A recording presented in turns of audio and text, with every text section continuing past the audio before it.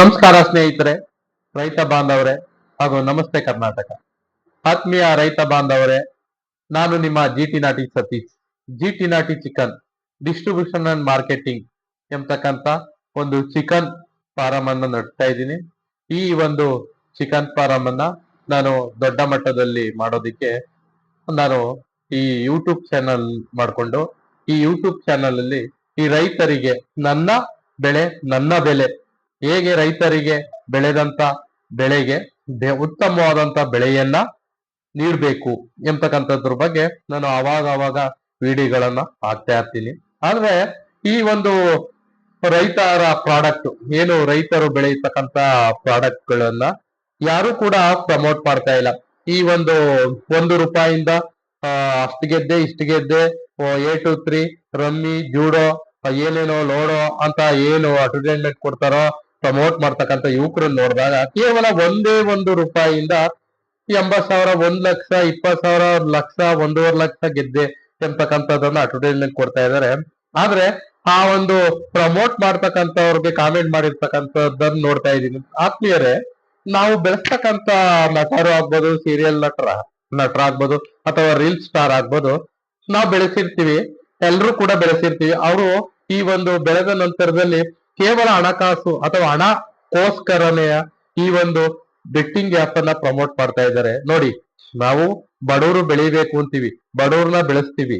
ಆದ್ರೆ ಈ ಬಡವರು ಬೆಳೆದಾದ ನಂತರ ಈ ಬಡವ್ರಿಗೆ ಏನ್ ಮಾಡ್ತಾ ಇದ್ದಾರೆ, ಬಡತನವನ್ನ ಮತ್ತಷ್ಟು ಕಂದಕಕ್ಕೆ ತಗೋ ಹೋಗ್ತಾ ಇದ್ದಾರೆ ಅಲ್ವಾ. ಈಗ ನಮ್ಮ ದೇಶದ ಅತ್ಯುನ್ನತ ಹುದ್ದೆಯಲ್ಲಿರ್ತಕ್ಕಂತ ರಾಷ್ಟ್ರಪತಿ ಕೂಡ ಬಡತನದಿಂದ ಬಂದಂತ ಒಂದು ಬುಡಕಟ್ಟಿನ ಮಹಿಳೆ. ಈ ರಾಷ್ಟ್ರದ ಪ್ರಧಾನ ಮಂತ್ರಿ ಕೂಡ ರೈಲ್ವೆ ಪ್ಲಾಟ್ಫಾರ್ಮ್ ಅಲ್ಲಿ ಅಥವಾ ರೈಲ್ವೆ ಸ್ಟೇಷನ್ ಅಲ್ಲಿ ಟೀ ಮಾರ್ತಿದಂತ ಒಬ್ಬ ಸಾಮಾನ್ಯ ವ್ಯಕ್ತಿ.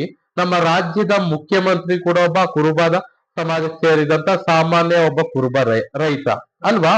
ಆದ್ರೆ ಇಲ್ಲಿ ನಾವು ಥಿಂಕ್ ಮಾಡ್ಬೇಕಾಗಿರೋದು ಏನು ಅಂತಂದ್ರೆ, ದೇಶದ ಅತ್ಯುನ್ನತ ಹುದ್ದೆಗಳಿಗೆಲ್ಲ ಹೋಗ್ತಕ್ಕಂಥವ್ರೆಲ್ಲಾ ಬಡವ್ರೆ.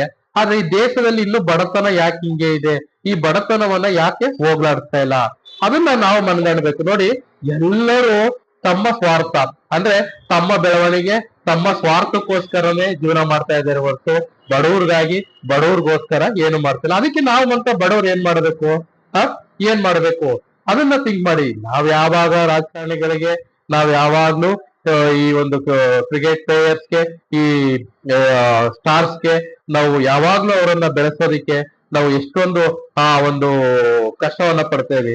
ಆದ್ರೆ ಈ ಒಂದು ಬಡತನದಿಂದ ಬೆಳೆದಂತ ವ್ಯಕ್ತಿಗಳು ಬಡತನ ಹೋಗ್ಲಾಡಿಸಲು ಯಾವುದೇ ಕ್ರಮವನ್ನ ಕೈಗೊಳ್ತಾ ಇಲ್ಲ ಅಲ್ವಾ. ಹಾಗಾಗಿ ನಾವು ಬಡವರು ಏನ್ ಮಾಡ್ಬೇಕು, ಬಡತನದಿಂದ ಮುಂದೆ ಬರ್ಬೇಕಾದ್ರೆ, ಬಡತನವನ್ನ ಮೆಟ್ಟಿ ಮುಂದೆ ಬರ್ಬೇಕಾದ್ರೆ ನಮ್ಮದೇ ಆದಂತ ಒಂದು ಜ್ಞಾನವನ್ನ ಬಳಸ್ಕೋಬೇಕಾಗುತ್ತೆ. ಯಾವುದೋ ಒಬ್ಬ ವ್ಯಕ್ತಿ ಏನೋ ಮಾಡ್ತಾ ಇದ್ದಾನೆ, ಏನೋ ಪ್ರಮೋಟ್ ಮಾಡ್ತಾ ಇದ್ದಾನೆ, ಆ ವ್ಯಕ್ತಿ ಶ್ರೀಮಂತನಾಗಿದ್ದಾನೆ, ಯಾವುದೋ ಅಡ್ಡದಾರಿಯನ್ನು ಹಿಡಿದು ಶ್ರೀಮಂತನಾಗಿದ್ದಾನೆ ಅಂತಕ್ಕಂಥದ್ದನ್ನ ನಾವು ಮನ್ಗಂಡು ನಾವೇನಾದ್ರೂ ಹೋದ್ರೆ ನಾವು ಸಂಪೂರ್ಣವಾಗಿ ಹಳ್ಳಕ್ಕೆ ಬೀಳ್ತೀವಿ. ಹಾಗಾಗಿ ಸ್ನೇಹಿತರೆ, ನೀವು ಏನಿದ್ದೀರೋ ಇವತ್ತಿನ ರೈತರ ಆತ್ಮಹತ್ಯೆ ಅಂತಕ್ಕಂಥದ್ದು ಬಹಳ ಹೆಚ್ಚಾಗಿ ನಡೀತಾ ಇದೆ. ನಮ್ಮ ಬಾಡಿಗೆ ಬೇಕಾಗಿರ್ತಕ್ಕಂಥದ್ದು ಆಹಾರವನ್ನ ಉತ್ಪಾದನೆ ಮಾಡ್ತಕ್ಕಂತ ರೈತರಿಗೆ ಇನ್ನೂ ಪ್ರೋತ್ಸಾಹ ಕೊಡ್ತಾ ಇಲ್ಲ ಅಂತಂದ್ರೆ ಮುಂದೊಂದಿನ ಹೊಟ್ಟೆಗೆ ತಿನ್ನೋದಿಕ್ಕೆ ಆಹಾರ ಇಲ್ಲದೆ ಹೋದಾಗ ಏನ್ ಮಾಡ್ತೀರಿ. ದಯವಿಟ್ಟು ರೈತರ ಪ್ರಾಡಕ್ಟ್ ಅನ್ನ ಅಥವಾ ರೈತರ ಏನು ಬೆಳೀತಾರೋ ಆ ಪದಾರ್ಥಗಳನ್ನ ಹೆಚ್ಚು ಉಚಿತವಾಗಿ ಪ್ರಮೋಟ್ ಮಾಡ್ಕೊಡಿ, ಮತ್ತೆ ಉಚಿತವಾಗಿ ರೈತರಿಗೆ ಪ್ರೋತ್ಸಾಹ ಕೊಡಿ. ಯಾಕೆ ಅಂತಂದ್ರೆ ಇವತ್ತು ಯಾರು ಕೂಡ ಆತ್ಮಹತ್ಯೆ ಮಾಡ್ಕತಾ ಇಲ್ಲ. ಭತ್ತ ಬೆಳೆಯತಕ್ಕಂತ ರೈತ ಆತ್ಮಹತ್ಯೆ ಮಾಡ್ಕತಾನೆ, ಅಕ್ಕಿ ಮಾರ್ತಕ್ಕಂತ ವ್ಯಾಪಾರಿ ಆತ್ಮಹತ್ಯೆ ಮಾಡ್ಕತಾ ಇಲ್ಲ, ರೇಷ್ಮೆ ಬೆಳೀತಕ್ಕಂತ ರೈತ ಆತ್ಮಹತ್ಯೆ ಮಾಡ್ಕೊತಾ ಇದ್ದಾನೆ, ರೇಷ್ಮೆ ಸೀರೆ ಮಾರೋನು, ರೇಷ್ಮೆ ಸೀರೆ ಉಡೋ ಯಾರು ಆತ್ಮಹತ್ಯೆ ಮಾಡ್ಕೊತಾ ಇಲ್ಲ, ಹಾಲು ಉತ್ಪಾದಕ, ಹಾಲು ಕರಿತಕ್ಕಂತ ರೈತ ಆತ್ಮಹತ್ಯೆ ಮಾಡ್ಕೊತಾ ಇದ್ದಾನೆ. ಆದ್ರೆ ಹಾಲು ಕುಡಿಯೋರಾಗ್ಲಿ, ಹಾಲು ಮಾರಾಟ ಮಾಡೋರಾಗ್ಲಿ ಆತ್ಮಹತ್ಯೆಯನ್ನ ಮಾಡ್ಕೊತಾ ಇಲ್ಲ. ಕಬ್ಬು ಬೆಳೆಯೋ ರೈತ ಆತ್ಮಹತ್ಯೆ ಮಾಡ್ಕೊತಾ ಇದ್ದಾನೆ, ಆದ್ರೆ ಸಕ್ಕರೆ ಮಾರೋರಾಗ್ಲಿ, ಕಬ್ಬು ಬೆಲ್ಲವನ್ನ ಮಾರೋರಾಗ್ಲಿ ಆತ್ಮಹತ್ಯೆಯನ್ನ ಮಾಡ್ಕೊತಾ ಇಲ್ಲ. ಆದ್ರೆ ಯಾರು ಮಾರ್ಕೆಟ್ ಅನ್ನ ಮಾಡ್ತಾ ಇದ್ದಾರೆ ಅವರು ಹೆಚ್ಚಿನ ಹಣವನ್ನ ಮಾಡ್ತಾ ಇದ್ದಾರೆ. ರೈತರು ಏನು ಕಷ್ಟಪಟ್ಟು ದುಡಿತಾ ಇದಾರೋ ಅವರನ್ನ ಯಾರು ಕೂಡ ಪ್ರಮೋಟ್ ಮಾಡಲ್ಲ, ಅವ್ರಿಗೆ ಉತ್ತಮವಾದಂತ ಮಾರುಕಟ್ಟೆ ವ್ಯವಸ್ಥೆಯನ್ನ ಮಾಡ್ಕೊಡೋದಿಲ್ಲ. ಹಾಗಾಗಿ ಈ ಒಂದು ಕೃಷಿ ಅಂತಕ್ಕಂಥದ್ದು ಈ ಒಂದು ರೈತರಿಗೆ ಬಹಳ ದುಬಾರಿಯಾಗಿ ಕಾಡ್ತಾ ಇದೆ. ಹಲವಾರು ಜನರು ಈ ಒಂದು ಕೃಷಿಯಿಂದ ವಿಮುಕ್ತರಾಗ್ಬೇಕು ಎಂಬತಕ್ಕಂಥದ್ದನ್ನ ಮನಗಂಡಿದ್ದಾರೆ. ನಾನು ಒಬ್ಬ ರೈತನ ಮಗನಾಗಿ ನಾನು ಕೂಡ ಟ್ರಿಬಲ್ ಡಿಗ್ರಿ ಮಾಡಿ ಒಬ್ಬ ಅರೆಕಾಲಿಕ ಉಪನ್ಯಾಸಕನಾಗಿ ಕಾರ್ಯವನ್ನು ನಿರ್ವಹಿಸಿದೆ. ಆದ್ರೆ ಈ ಒಂದು ರೈತರ ಸಂಬಂಧಪಟ್ಟಂತೆ ಭಾವನೆಗಳನ್ನ ಏನಾದ್ರೂ ಒಂದು ಇದಕ್ಕೆ ಸೊಲ್ಯೂಷನ್ ಹುಡುಕ್ಬೇಕು ಎಂಬತಕ್ಕಂಥದ್ದಾಗಿ ಈ ಮಾರುಕಟ್ಟೆಗೆ ಸಂಬಂಧಿಸಿದಂತೆ ರೈತರು ಯಾಕೆ ಆತ್ಮಹತ್ಯೆ ಮಾಡ್ಕೊತಾ ಇದ್ದಾರೆ ಅಂತಂದ್ರೆ ತಮ್ಮ ಬೆಳೆಗೆ ಉತ್ತಮವಾದಂತ ಬೆಲೆ ಸಿಗ್ತಾ ಇಲ್ಲ. ಅಂದ್ರೆ ಮಾರ್ಕೆಟ್ ಮಾಡ್ತಕ್ಕಂಥ ವ್ಯಕ್ತಿಗಳು ಆದಾಯವನ್ನ ಹೊಂದಿದ್ದಾರೆ, ರೈತರಿಗೆ ಕಡಿಮೆ ಹಣದಲ್ಲಿ ಆ ವಸ್ತುಗಳನ್ನ ಸರಕುಗಳನ್ನ ಕೊಂಡ್ಕೊಡ್ತಾ ಇದ್ದಾರೆ.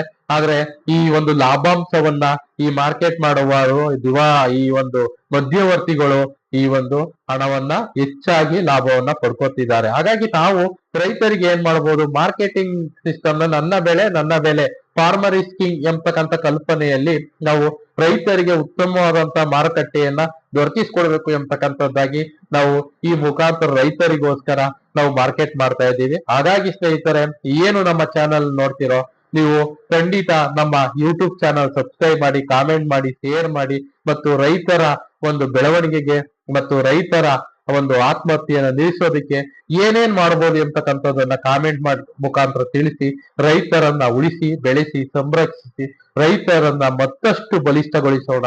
ಈ ಮೂಲಕ ತಮ್ಮಲ್ಲಿ ಒಂದು ವಿನಂತಿಯನ್ನ ಮಾಡ್ಕೊಳ್ತೇನೆ.